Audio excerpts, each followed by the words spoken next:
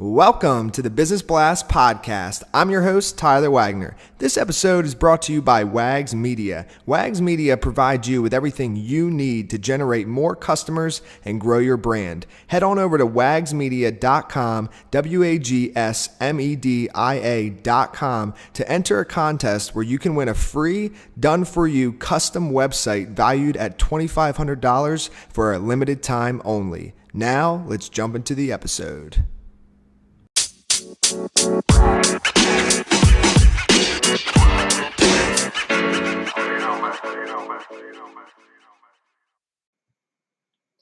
All right, everyone. Welcome back to another episode of the Business Blast Podcast. I'm your host, Tyler Wagner. Today, I have Rupert Barksfield with us. He is a serial entrepreneur and co-founder of the CryptoCrowd. So welcome to the show, man.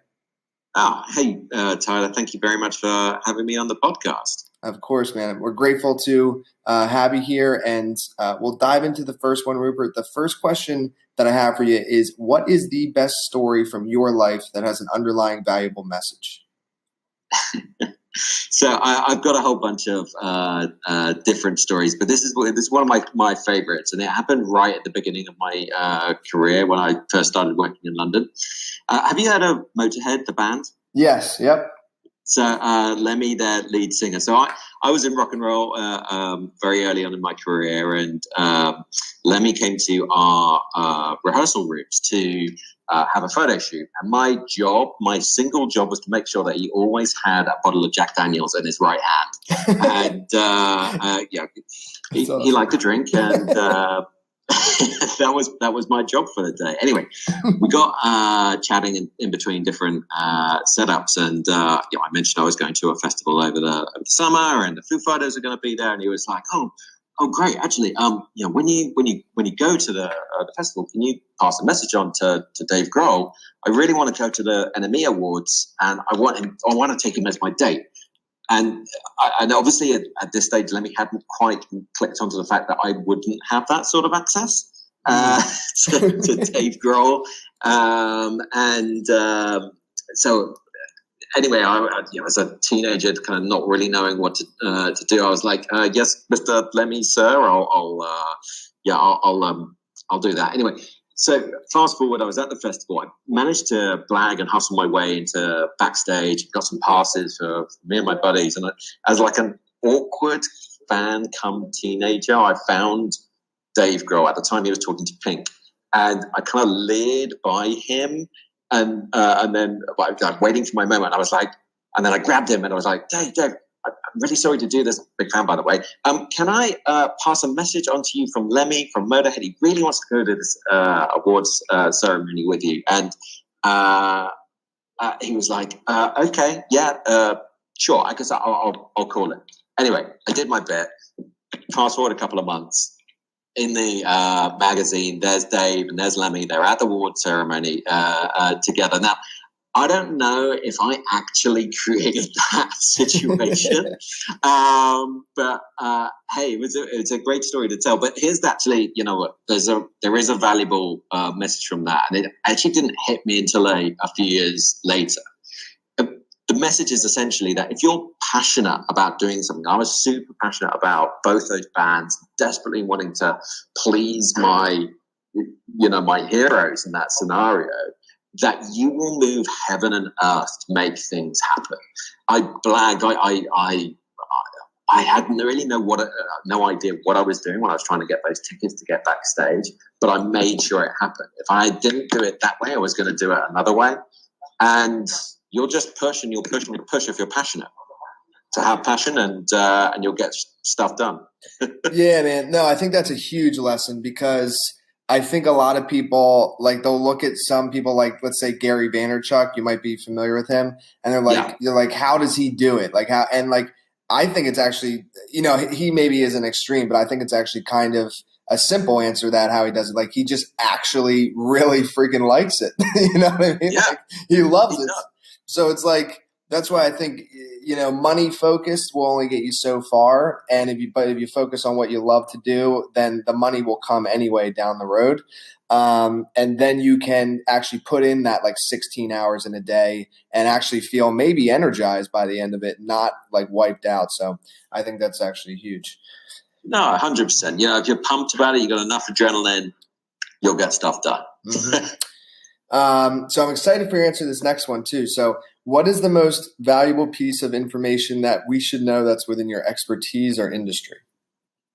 Okay, so obviously right now I'm setting up CryptoCrowd. So the most valuable piece of information you can know is that if you invest in us right now, you'll get the best return you'll ever achieve in your life. But no, joking aside, look, I've been in digital for a very long time. I've been building products for all sorts of companies, the likes of Google and Facebook. And honestly, the best advice that I can give is never build a product around a specific technology. Only ever build a product to solve a specific problem. Because if you get tied up in the technology, you'll forget about what the problem is you're trying to solve, and then it will never go anywhere. I mean, it'll be great whatever it is you do, but you've got to solve a problem. Yes. And in this next one, I actually kind of want to keep it geared towards maybe crypto. So like, what's your best piece of like overall business advice for somebody that's like maybe just getting into crypto or maybe online marketing, however you would like to answer it, but somebody who's just getting started, like what would you like tell them? Well, I mean, the best piece of advice ever is without team you're nothing. That's the key one. But that kind of that extends into everything. But it really does extend into crypto and building up your knowledge base. So your team is effectively what connects you to other bits of knowledge in the world.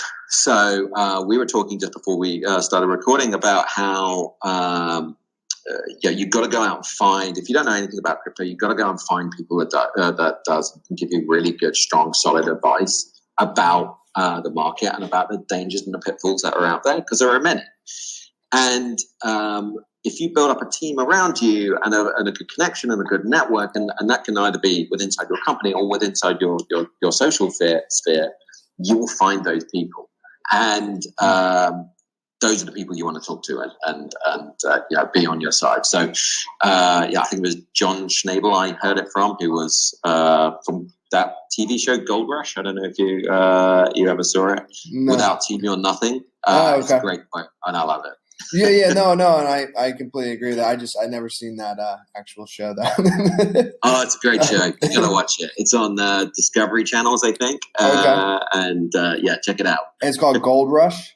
Gold Rush, yeah. Okay. It's about a whole bunch of gold miners up in Alaska. Oh, nice. Okay, I'll check it out. I'm on the Netflix game, so I got to hop on back over to cable and get on the Discovery. So the next one I have for you is, if you could give your younger self one piece of advice, what would that be? Oh, man, I imagine everybody's given this at one stage or another. 100%, don't be afraid to fail. Say that again. Don't be afraid to fail. If I could have failed 100 times more, I'd be 100 times better than I am now. You learn so much more on a failure than you ever do on a win. Yes, dude, I couldn't agree more. And also, even to extend on that, I think that failure is actually a part of winning, or a part of success. It literally is to get to it. So people are so afraid of the first fail. I actually enjoy failing at this point, I'm just falling into things, and then eventually it just works out. It's for sure. So, and it does work out, but I wish I knew that or known that a lot earlier. A lot earlier, yeah. So maybe it could tie in, but probably a little different. But in your opinion, what is the key to happiness? Well, that is a really good question, because there's no solid answer. Everything is subjective. But for me, happiness is about helping myself to help others. Nothing makes me feel better than when I help somebody in a really profound way. And That could be anything from a charitable donation to helping somebody solve a business problem to helping one of my team, work out a problem in my business. That is the key to happiness for me. Help yourself to help others. Mm-hmm. And what is the best book that you've read, and what was the number one thing you learned from that? So The Slight Edge by Jeff Olson. I don't know if you've come across it, but it's essentially about compound interest, and that if you do a small bit every single day, you can grow things over a long time. And I think I heard in one of your podcasts you do a 5-minute journal each morning. Is that right? Yes, I actually do. It's actually called the 5-minute journal. Right. Is what I'll do. Have you heard of it? I haven't, no, but it works with the name, huh? yeah, no, it's pretty sick. Yeah, it's a cool journal, and it's basically like journal like what you're grateful for and like your top 3 things that you want to do. And I actually have heard of The Slight Edge. I haven't read it yet though. It's a great book, and it really kind of, I suppose, pushes you to just do a little bit, do it consistently, and build up over time. Totally. And I think that's actually so, and that is 100%. And what I think like the 5-minute journal does for me is like in a day. So like what I always tell people is like, if you want to have a great day, just like start like with one small win in the morning. So the 5-minute journal for me is like the first win. So it only takes 5 minutes. It's very easy. But if I can do that, like it starts me on this like cycle, because then I'll go like work out, and then I'll like work, and then I'll keep working, and it's just it all spreads from one little small like victory, if you will. So I think that's important, because I think a lot of people, what'll happen is they wake up, they realize all the things they have to do, and they mess up on like the first thing because it's like this huge task, and then that just like tumbles down through their whole day. So just like start with some small wins, and then I don't know, again, things just seem to kind of work out. So next one is, what is your favorite quote and why? So this one comes from an old boss of mine. In fact, the first agency I ever worked for here in London, and he used to say, "If something's worth doing, it's worth doing fast." And I used to hate it at the time, but as you get older, you realize how little time you have on the planet, and you need to get stuff done, and you need to get it out there. And actually, there's another quote from, I think it's the LinkedIn CEO who said that if you're happy with the first iteration, it will never be released. You just got to get it done and get it out there, and you can iterate and make things better over time. And so if you want to do it fast. Yeah, dude, I love that. And actually, another guest I had, he said this, that his dad used to say this quote, and I don't know if it's his dad's quote, but I think it goes along this. He said, build the plane while you fly the plane. That's a great quote. I've heard that one. Yeah. Okay. Yeah. He said he's like I don't think my dad came up with it, but he's like I can't find who to credit it to. So he's like, it must be just my dad. I was like, that's awesome. But in business and maybe in life, in a lot of cases, I think that is accurate. But I don't think it is accurate with the actual plane, because that's scary. You gotta hope so. You gotta hope that Boeing have a slightly different way of doing it. So, dude, thank you so much for coming on, man. The last question I have for you before we let you go is, where is the best place for people to find and or connect with you online? All right, so I'm on LinkedIn, search Rupert Barksfield, but also check out the CryptoCrowd.app. That's where our sign-up page is. If you want to learn more, just sign up there and we can meet up. Awesome, man. Thanks again for coming on. Really enjoyed it. Thank you very much. Cheers, Charlie. The podcast you just heard was published with Anchor. Got something you want to say to the creator of this show? Send them a voice message using the Anchor app, free for iOS and Android.